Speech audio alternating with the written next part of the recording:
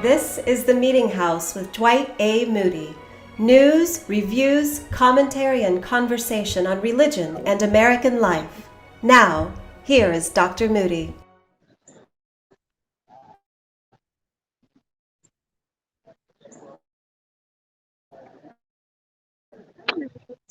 Hello, everybody, and welcome to the Meetinghouse, coming to you live from the courthouse lawn in Glenn County, Georgia. Meetinghouse, conversations on religion and American life. Down here in Georgia, a great deal of the conversation in religion over the last year and a half has been surrounding the murder and the accusations of murder, and now the trial for those people who have been accused of killing Ahmaud Arbery. That event happened on February the 23rd, 2020, a year and a half ago, more than a year and a half ago. They were arrested in May. They've been charged with state crimes and federal crimes, and there's even a civil lawsuit underway. We're going to talk about all of that, but I'm broadcasting today live from the courthouse where the trial is underway. They have seated a jury of 12 jurors and 4 alternates. There's been a lot of controversy about it because out of the 12 jurors, only 1 is black and the other 11 are white. Even the judge has indicated his unhappiness with this situation, but doesn't seem to have the legal grounds to call for a redo of the jury. We're going to, normally, as you know, in the Meetinghouse, I start off the program with 5 news stories. You're going to have to go to the website at themeetinghouse.net to read those 5 news stories, plus my commentary, plus the book review. I did a book review of Phil Yancey's new book, his memoir. It's very, very interesting, but you'll have to read that on the website at themeetinghouse.net. You'll have to read all the news and the commentary. I'll be back in just a minute with my guest today, my rabbi, I call her, and I'll introduce her in just a minute when we come back and have conversation about what's happening with the Ahmaud Arbery trial.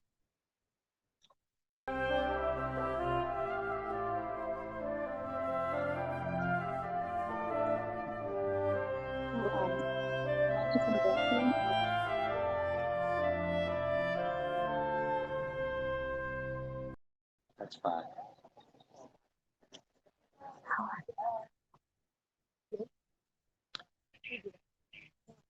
Hello, Dwight Moody, back on live talking about the Ahmaud Arbery trial. With me, Rabbi Rachel Bregman. Hi. From Brunswick here. She has been a chief leader in mobilizing the religious community. Tell us about what your role has been in trying to mobilize the religious community to provide support and attention to what's going on. Sure. So I'm part of a whole team of people, not just me. We've been working together to just show up and to be present. This is an incredibly challenging time in our community, and that is going to exist for us beyond the scope of this trial. And so we know that our job here is to help our community manage the anxiety of this moment, stay together. And this community has stayed together throughout all of this, and it's been hard, but has stayed together. So we want to encourage and foster what already is here, help people to stay together, and then we're ready to do whatever's next, because clearly this isn't right. Clearly what has happened here is not okay, and there's some systemic things that need to be changed. So when you say the community has stayed together, what do you mean? You know, we're looking at a moment in the context of the rest of the history of the recent past, right? We have this incredible awakening around how we as Americans treat people who are Black, about Black lives. And we have talking about the national movement. A national movement. Right. And so what we've seen in a lot of other places, Ferguson, up in Minneapolis, and so forth and so on, there's been a lot of unrest in and around communities where incidents like this have happened, where a Black person is killed, often by law enforcement and by people who are white. And so far, we haven't seen those kinds of breakdowns of society. We haven't seen violence. Right? We're really keenly aware of the difference between anger, fear, and violence. And so we just want to help to continue to channel all of those feelings into something that hopefully will be beneficial for the community in the long run. There's been no violence here. There's The been only no violence, destruction. wait, I just want to be clear. Okay. The only violence that has taken place here is that two men drove over and shot down another man in the street, right? And that's it. And there's been a lot of conversation about the violence around here, that, you know, this is a powder keg. I mean, we've heard all kinds of things in and around the media, and it's just not true. It has been peaceful. It has been beautiful. It's been intense, for sure, at times. I've seen some extraordinary things here, but none of it has devolved or you know, broken down that sense of we are one community, we all belong to each other. And this has also had the effect of galvanizing the network of ministers just among themselves, isn't it? Yes. And I know I was pulled into it early on when my minister, Tony Langford at First Baptist Church on the island, got involved, got in trouble, yes, he did. had to find himself a new church, which he did. And if you're listening today, Tony, we're proud of you. We talk about you all the time. Miss you. And your spirit is here. What you did from the pulpit, in your presence here on the steps, has been so important, and we want to thank you publicly for it. Rachel has carried on the work, and with others. There's a whole network. We're going to talk with John Perry in just a minute, another local pastor who has been president of the NAACP and has been a very vocal leader in the movement as well. Describe what has been going on here around the courthouse with the ministers. Sure. So we've been showing up here throughout the earlier filings. There was a bond hearing. Right? We've just been here throughout this period of many months of this trial unrolling. Right? It's a slow reveal. And over time, we're coming to understand what our role, I think, needs to be here, what we are called to do here. So it is definitely about presence. It's definitely about being comforting. It's about the unity of this community and finding ways to help all of us stand together and serve each other. You know, early on, we've done a lot of praying with and for people. We have a lot of one-on-one conversations, and the most amazing conversations here with people around issues of race and equity in this community. And really, the way that it feels, it's like a picnic, right? This sort of laid back, easygoing sort of space so far, and which has been beautiful and lovely. A lot of camaraderie, a lot of friendship, a lot of family, and you know, we'll see how that spirit evolves over the days and weeks ahead. We've been standing out here. We sometimes eat and walk humbly together, Glynn County. We have Band-Aids for people who need a Band-Aid. We've got some snacks. You know, we're just trying to be good hosts to anybody who comes through this space. We've worked together with the Chamber of Commerce to help develop maps for the area that highlight minority-owned businesses. The Chamber has been extraordinary in the work that they've done to help make change, right? Help make systemic change. And we're just meeting the needs as they evolve, and it's an ever-changing story. So yesterday, of course, I have not been here a whole lot. I've been working in Hendersonville, North Carolina, where we have our own minor controversy compared to this. Our lieutenant governor made a very strong and ugly public statement about filth in connection with the LGBTQ community. I wrote a commentary about it. There's been a lot of pushback on it, but that really is a minor compared to what's going on in Georgia. Yesterday, we gathered under the tent across the street, and there's a lineup of 15 or 20 media trucks here from all over. I've talked with people from Atlanta and Savannah, New York, Jacksonville. Where else have they come from? I mean, we've gotten calls from the BBC, from Reuters, from the New York Times, from the local news stations, from our Brunswick newspaper. I mean, everybody. We've all heard from everybody, and we're grateful to you and to all the other media presences here because it gives us an opportunity to share more about this community beyond just this moment in time. I really want people to understand that what happened is disgusting and horrifying and tragic. and not the totality of life in Southeast Georgia here in Glenn County in Brunswick. And I think it's easy to lose sight of the totality, that we are actual people who are living here through this, and that we are trying to figure out how to navigate this well. And we don't have great models for it yet. And we want to try to. It's a real test for not only the legal system, but also the community, the religious communities, the business community, the school community. I'm sure it's a topic of conversation in all the schools everywhere. Everywhere. And did you get called up for the jury? I did not get called up. Did anybody in your congregation? Many people in so 1,000 people, 185 people in this county were called up for the jury. I wasn't called, people. but my wife, who's here with me today, she was called up. Why didn't they take you? Oh no, you weren't called up. I wasn't called up. No, anybody in your congregation? But so far, none of my congregation made it to the final 16. No.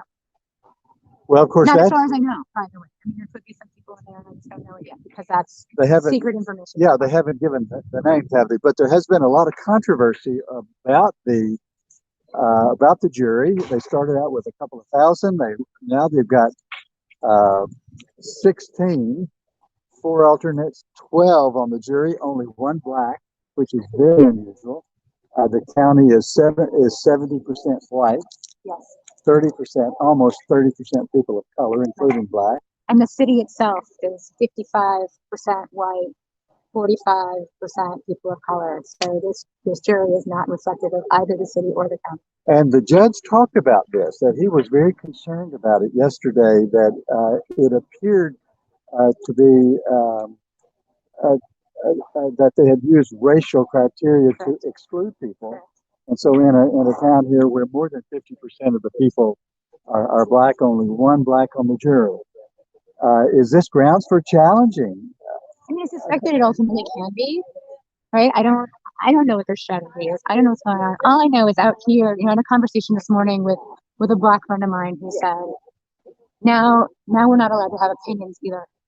Right? And she was so hurt by the statement and the messaging that comes out of that room when you say, well, because you're black, you're going to have an opinion about this case, and therefore you're disqualified. You're eliminated. And that was so, and I heard that, and it just, this is my dear friend, and so it hurts in my soul to know her opinion. And also, I think she's 100% right. I mean, the message that sends by saying to all these people, well, because you're black, you're out. People who are white also have opinions, perhaps based on their race, perhaps not. But why white people get the benefit of the doubt and the black people don't get the benefit of the doubt in that case? It's really terrible, and I agree with the judge, and I'm disappointed that there's nothing else that he can do. And I also am grateful that he at least chose to say something. I think that's very powerful, that even though his hands are tied, his mouth is open. He did say something about it, and but it makes me wonder, you and I are not lawyers, but it makes me wonder whether these are grounds for this trial, either now or later.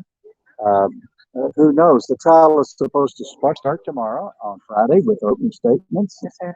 Who knows when they're going to call the first witnesses, but they hope to be done in 2 weeks. And every day, here we are out under this beautiful, typical Georgia lawn, very elegant. Beautiful. You got the Spanish moss hanging down everywhere. It's a beautiful, peaceful, gorgeous day. The weather is nice.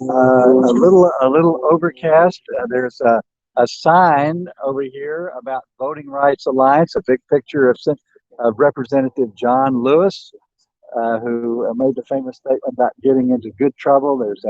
There are media tents all over. There are chairs.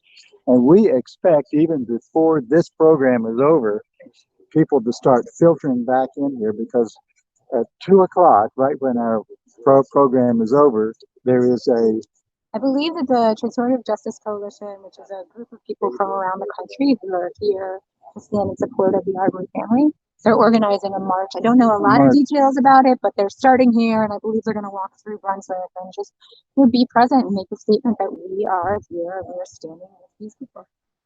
It's very important. So, have you thought about what's going to happen when the verdict is given? Of course. Tell me what your thoughts are. I have no idea what's going to happen when the verdict is given, but I will tell you this, we are already planning. We, the minister. We, the ministers, we, the clergy, are already planning on how we are going to keep going as a community. That's our focus here. Right? We're standing here because we know this is just one moment. This is both this incredible moment in the life of our community. It's also in the life of this larger movement around equity. It's also huge in our community because a young man has died.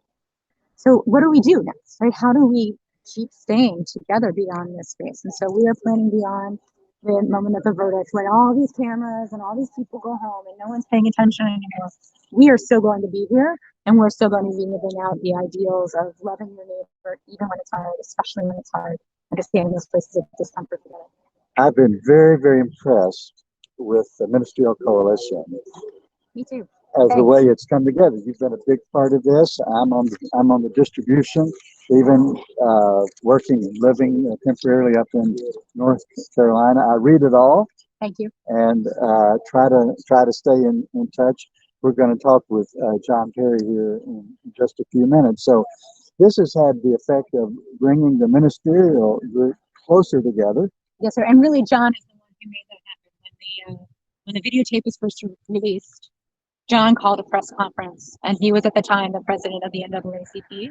And we all said, absolutely, 100%, we'll all be there. And as we went through that process, we began to further some relationships that had already started. And several of us, we're going to keep going. Like, this is missing in our community. We want to keep furthering these relationships across religious lines and gender lines and racial lines. And so that's a huge part of how we get to be where we are today. I remember when John did this, because my pastor, Tony Langford, called me and said, I'm going over to Brunswick, come and go with me. So we did, and we both got in on that press conference, and the pictures, of course, were spread all over by the national media. And then, of course, Tony then preached on a wonderful text from Jeremiah. I hope you've preached on it many times about praying for the peace of the city.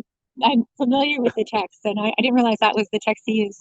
That was the text he used. It was a fabulous sermon, and I went back and watched it twice after hearing it. And but I've been very impressed about the way the ministerial community has come together, and this coalition is going to be good for things, even long after the Arbery trial is over, and maybe the attention diversifies, not just on racial issues, but on poverty issues, on LGBTQ, all the issues.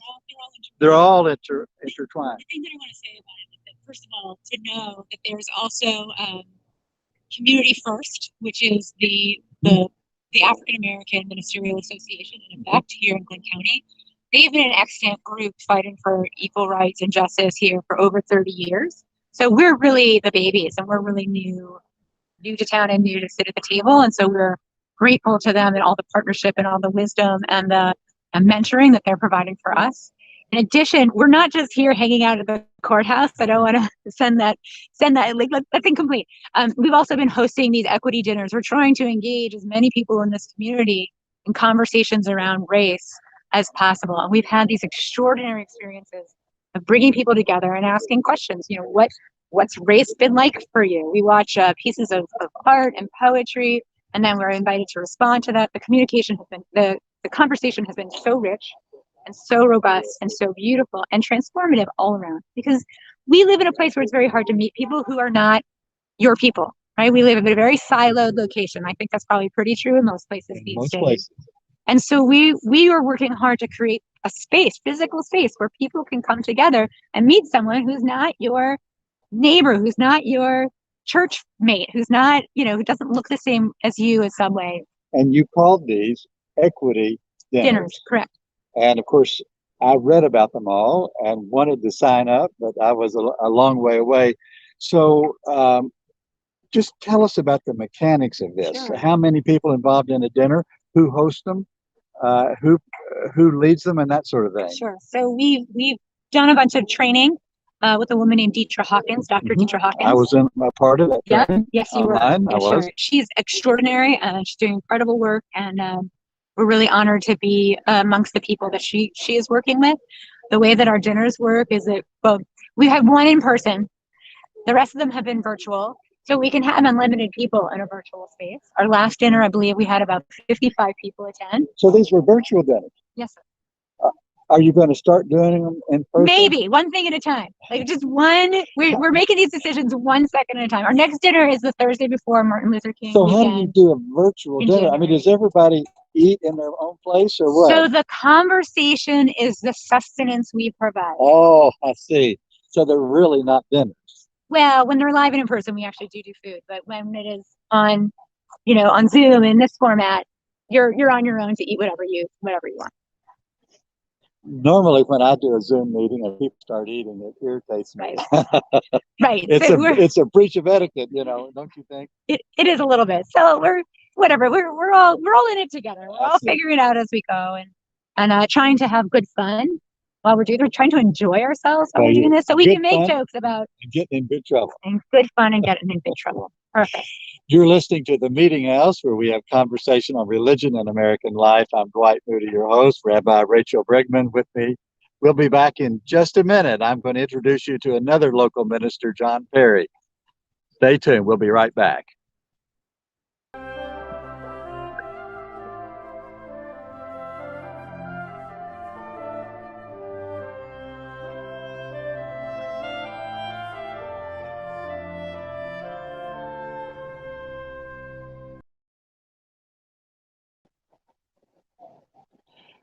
This is the Meetinghouse, where we have conversation on religion and American life. Thank you for joining us wherever you are, whether you're watching live or listening to one of the podcasts.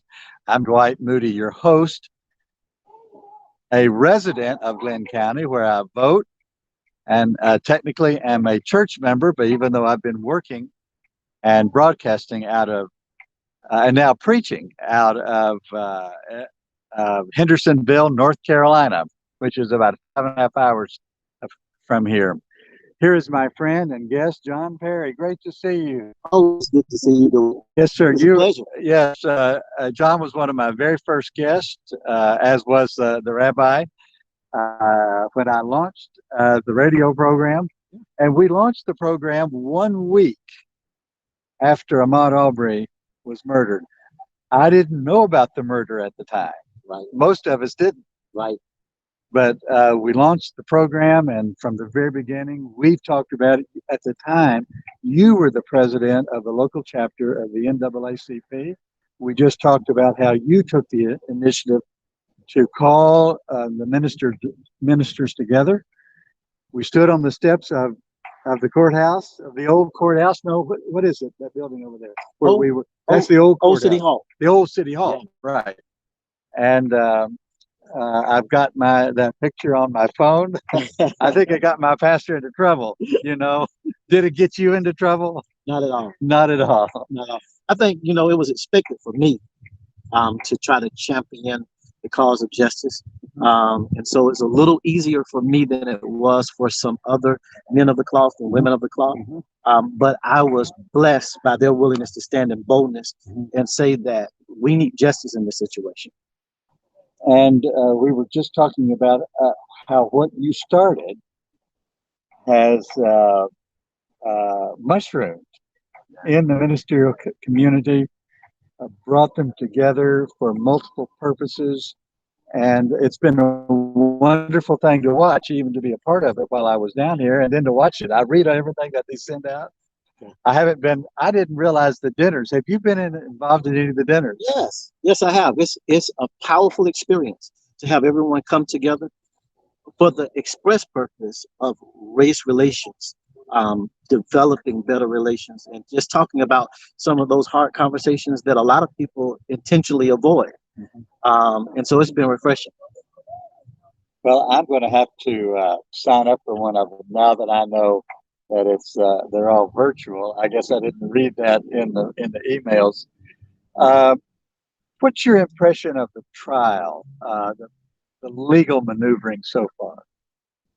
Well, starting from day one, we've seen a lot of things that gave us hope and a lot of encouragement, especially the idea of our community holistically coming together to say, that we need to see justice. Now that we get to the trial and we see the jury selection, there's a lot of disappointment and there's a lot of pain from some people. I know for the black and brown community particularly, the question is being raised: do they really want us a part of the process of justice? You know, we advertise that every citizen has the right to be a part, but we keep on getting to these moments where blacks and browns are being Pushed to the side, aren't they? pushed to the side, not allowed to be a part of the process, which is painful for many and is angering for others. And so it makes our job a little bit more difficult in terms of maintaining peace, because we have these glitches in the system that we've got to do something about. The judge was not happy with the jury, was he? No, not at all. And that was exciting that we had a judge that called it like it was. You know, I don't believe that this is right, but it's legal. And that simple statement should have put everyone on alert and made them aware that what isn't right doesn't mean the same thing if it's not being legal. And so we've got to be more part of the process to get these systems and processes refined so that they're more just for all people. And of course, this has just happened in the last 24 hours. Right. Trial is going to officially start tomorrow, I think, isn't it? With opening remarks, the opening statements, and they say it's going to be over in 2 weeks. Right. You think it's going to be finished in 2 weeks? I hope it's over in 2 weeks. I'm hopeful and I'm optimistic. I'm sure that the defense may do their due diligence to try to prolong and carry things out. But I'm hoping that it's over in 2 weeks. What do you think is going to happen after the trial, regardless of how the outcome? After the trial, I think both sides of the family will have to go through a long process of healing. And not just the family, but our community will have to go through the process of healing and recreating and reshaping ourselves out of all of the things that we've learned from this particular experience. And so when the trial ends, it doesn't necessarily end for us as a community, and I don't think it ends for us as a nation. Well, of course, after the trial, of course, it could be months before there's a sentencing if there is a guilty verdict, and then you've got the federal trial. Right. It'll be much more difficult for, I think, the defendants to get out of federal charges. Right. And then there's a civil trial of wrongful death. Am I not right about this? No, you're right. This is not going to be over in 2 weeks, is it? No, not at all. It's got a long life. How often does this dynamic and this come up in your preaching? Well, I try very hard to be spiritually led when it comes to what I preach. So this particular subject, I've really only talked about twice from a sermonic standpoint. Really? Because I've been led in a different way. You want people to have a social consciousness, but if you're not spiritually developed, it's highly unlikely that you'll have the social consciousness that you need to have. And so those basic spiritual tenets, I tend to put a lot of emphasis on them in hopes that they will empower people to have a social consciousness. So unpack that a little bit for me. Maybe go back Sunday and tell me what you preached on and unpack how you're approaching this. Well, let's take it from this standpoint. We understand that from a Christian standpoint, the leading two tenets that we preach from the commands is to love God with all of your heart and to love your neighbor as yourself. And so my belief is that if I teach you the love of Jesus Christ and there's a conviction in your heart to love like he loved, then it's impossible for you to approach and face these kind of circumstances and not feel a sense of empathy and compassion for people who are suffering. And so I try hard to stay on that Christian tenet that develops you as a disciple. Right. Because if you're developed properly, then you go through life responding to the negativities of life in a certain way. How are your people responding, either to you or to the whole drama? Well, my congregation has been with me now for close to 15 years. Okay. So we've developed a pretty good relationship, so they know who I am. I put a lot of emphasis that we have to live the values of the Christian faith outside of the church. And so I've always been a part of trying to bring about positive transformation within community. And they give me the freedom to do that. I'm a full-time pastor. And my congregation pretty much pays for me to be active in the community, representing them as a congregation, and representing the tenets that we believe in as Christians. And so it's a very wonderful partnership. They know what I expect, what the Word of God expects, and we partner together to try to bring about hope within our community as best we can. Now, you and I have talked a good bit about the local politics. Yes. I have to say, my very first, one of my very first guests was Cornell Harvey, the mayor. I guess he's Great still guy. in office. Yeah, great guy. Yeah, he's a great guy. And in the elections, gosh, has it been a year ago that they replaced the district attorney? Or has it been a whole year? Yeah, close. If not a whole year, very, very close. In January Okay. of 2021. Yeah, Okay. a new, because the district attorney did not act to arrest these men. So there's been that turnover. And then there were how many people running for mayor? 8. You were one of them. I was one of them. Fell a little short in the process, but I believe that we're going to select someone who has a true heart for the community, and that's willing to put feet to the ground to bring about some positive changes. And when is that runoff? November the 30th. We'll know. Wow. Yeah, November the 30th. So we're going to get to it real fast, and then they will take office at the beginning of the year. And there are 3 people in the runoff. 2. Only 2. 2. A gentleman by the name of Cosby Johnson and Ivan Figueroa. And you know both of these people? Yes, I've had the pleasure of talking with both of them. I really did my best to talk to every candidate, and to explain to everybody that we need to run these races with integrity because we live in the same community. And for me as a pastor, of course, representing and honoring God in anything I do is very, very important. So the normal games of politics, I was not willing to operate in. And you were pleased with the way the campaign was run and the way the runoff is progressing, except it doesn't have your name on the ballot. Absolutely, absolutely. I was pleased with all of our candidates. They showed integrity through the process, and I think it's important that all of our citizens just show a certain level of decency and integrity when they're trying to run for public office. And all of them did that. And so kudos to all of the candidates. Well, of course, the eyes of the nation have been on Brunswick now for a year and a half. We've been part of this widespread uprising of racial concern about racial reconciliation, racial justice. Right now, as we're talking here, there's another trial underway in Wisconsin. Yeah. A young man who shot another person, been charged with murder. Very similar circumstances or very similar dynamics, I should say. Right. As here's the whole nation has been under a sustained dialogue. It started with right here. It started right here. Right.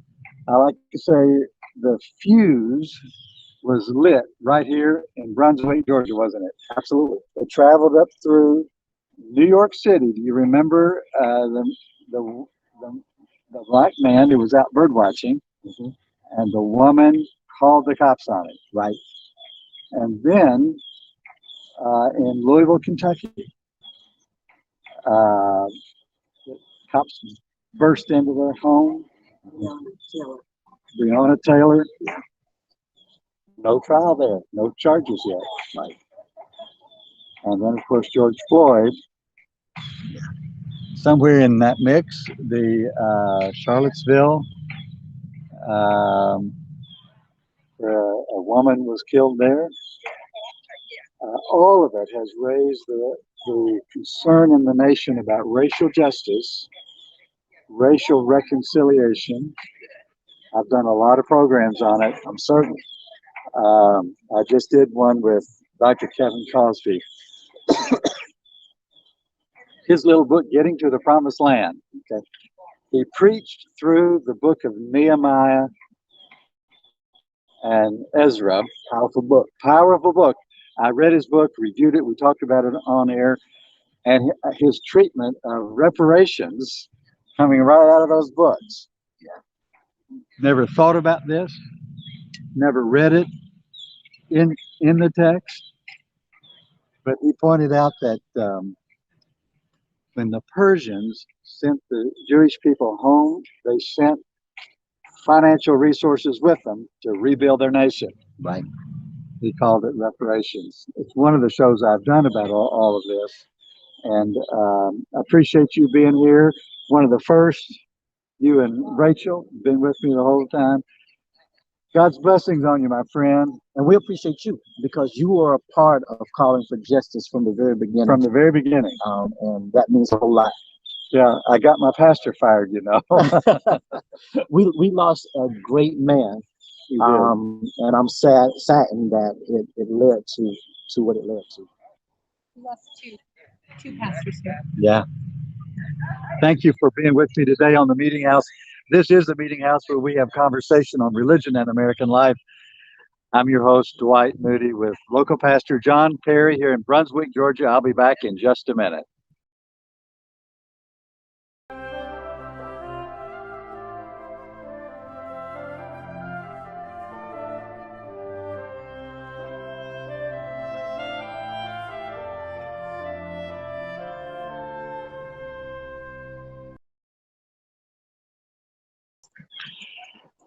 Thank you for tuning in to the Meetinghouse today. We're broadcasting live from the courthouse lawn in Glenn County, Georgia, Brunswick, Georgia.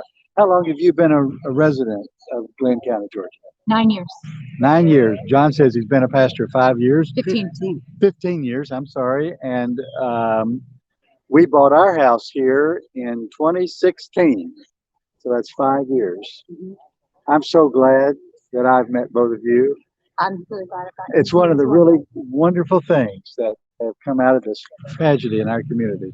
The people here are extraordinary, and you don't need me to tell you that because you can see it in the way that the city is responding and how people are acting and holding space.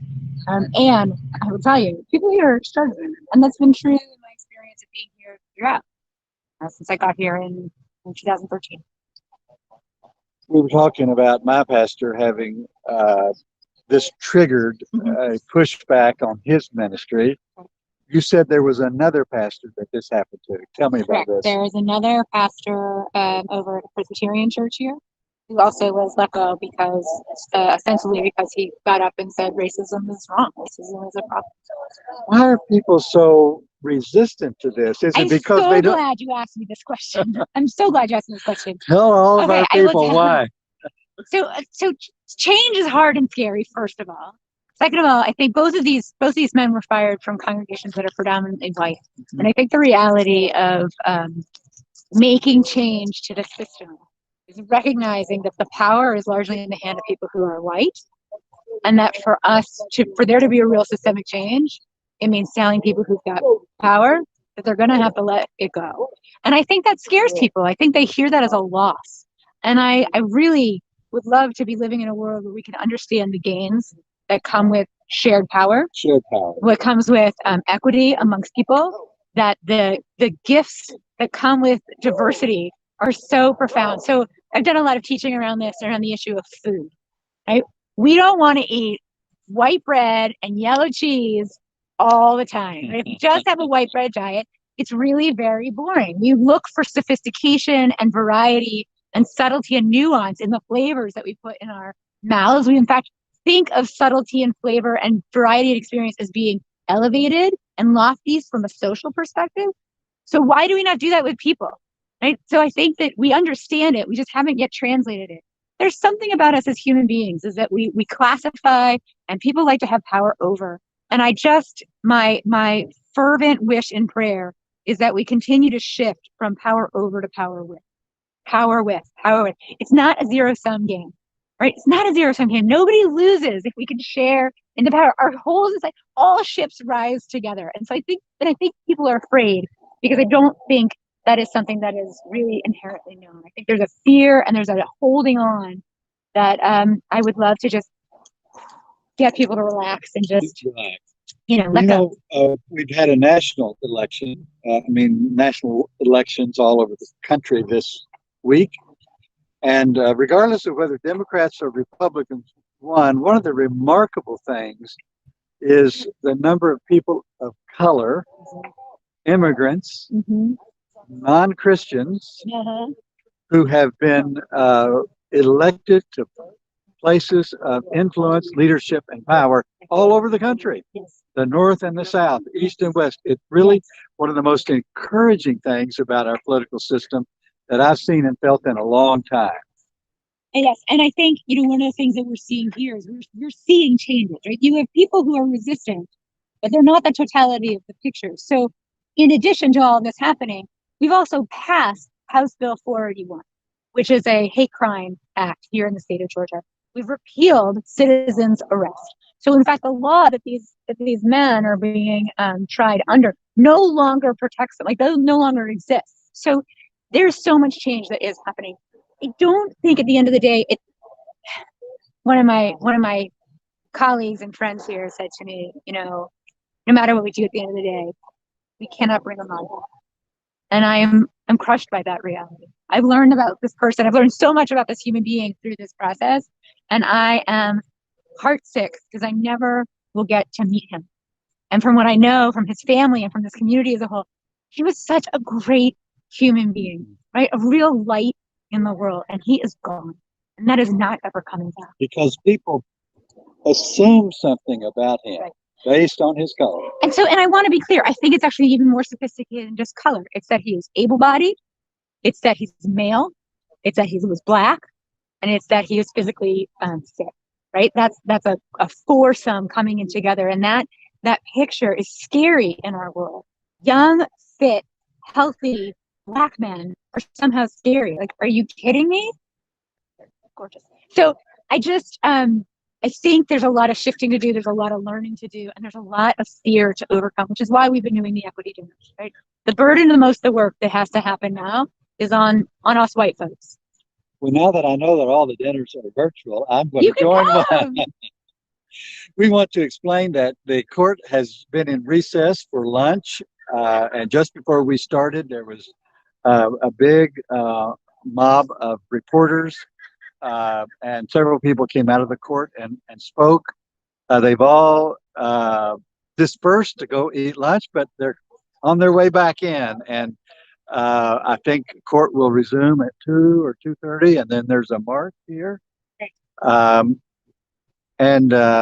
this Thursday afternoon in Brunswick, Georgia, at the courthouse, at the trial of those who are accused of the murder of Ahmaud Arbery. Thank you, Rabbi, for being with me today. Thank you. God bless you. You're one of the great things that's come out of this trauma in our community. You and I were friends before all this happened. Well, that is true. Thank you very much. I'll be back in just a minute to wrap things up. Thank you.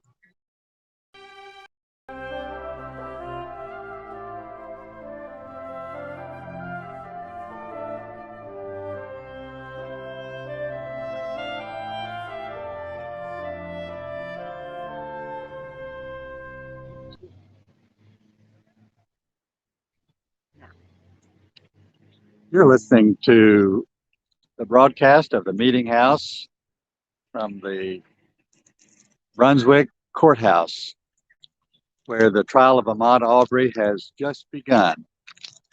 They have seated the jury, and the plaza all around me is full of activity. I think I'm going to turn this over this way and show you in the background the whole range of media trucks. They've come from all over the country, large and small, to cover this trial, even as there's another trial going on in Wisconsin that has strong racial overtones. People are beginning to collect back on the lawn here, coming back from their lunch. They're getting ready for a march. They are also getting ready for court to begin again. I want to thank you for watching today, and I want to encourage you to go to the website at themeetinghouse.net. We haven't read the news today. The stories that we printed, there were 5 of them this week. The first one was about the president. Our president visiting the Pope in Rome always generates lots of interest. The president said that the Pope told him he was a good Catholic and he should continue taking communion. You know, there's been a lot of controversy about that.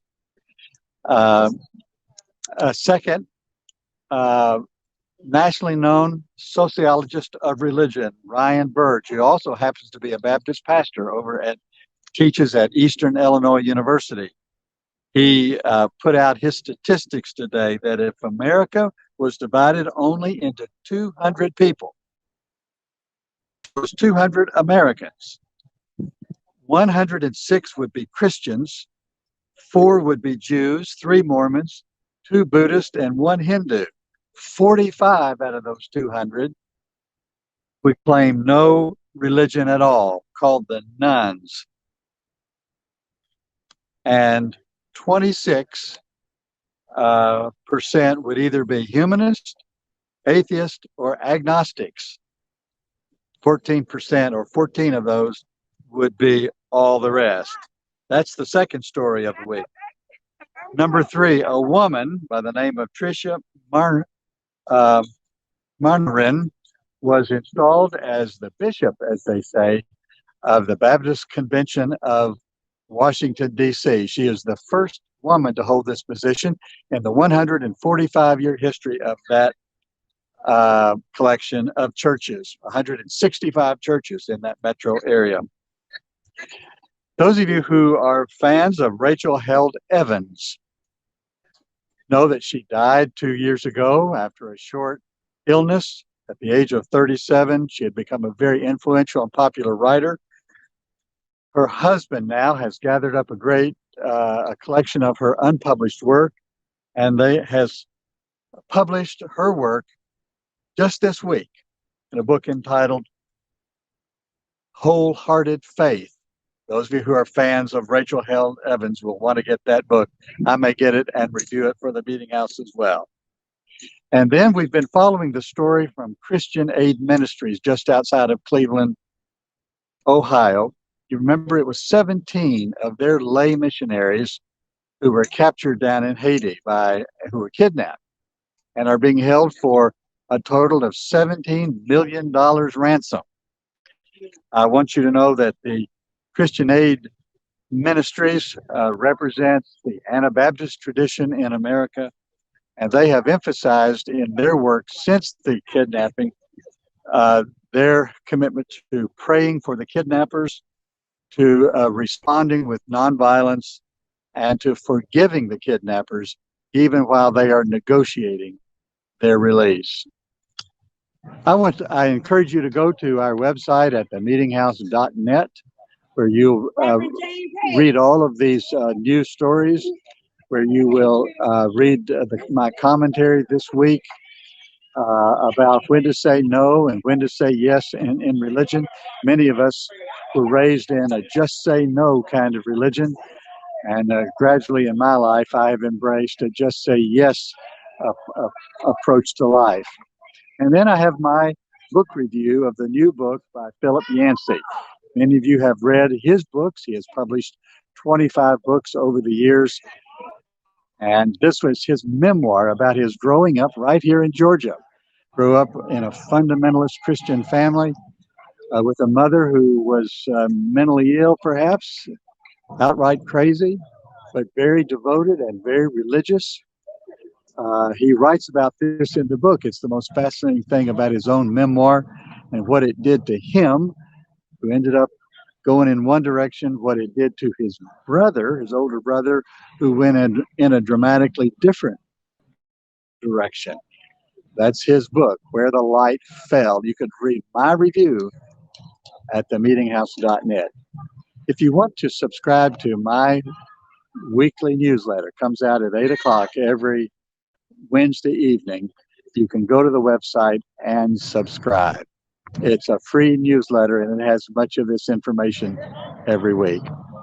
I want to thank you for listening, watching. If you're listening by radio here in Brunswick, Georgia, if you're watching through the television ministry of St. Stephen's Baptist Church of Louisville, Kentucky, or whether you're watching this live stream on my Facebook page, I want to thank you for your interest in religion and American life and encourage you to become a supporter. Join our Circle of 70.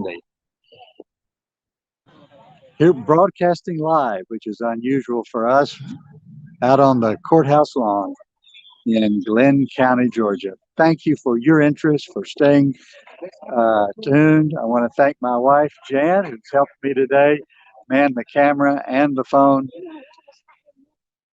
from the Meetinghouse. This is Dwight Moody. Remember to do justice, to love mercy,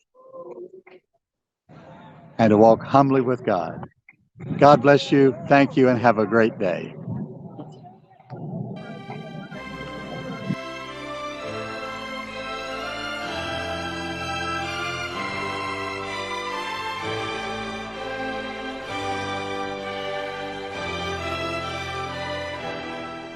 You have been in the Meetinghouse with host Dwight A. Moody.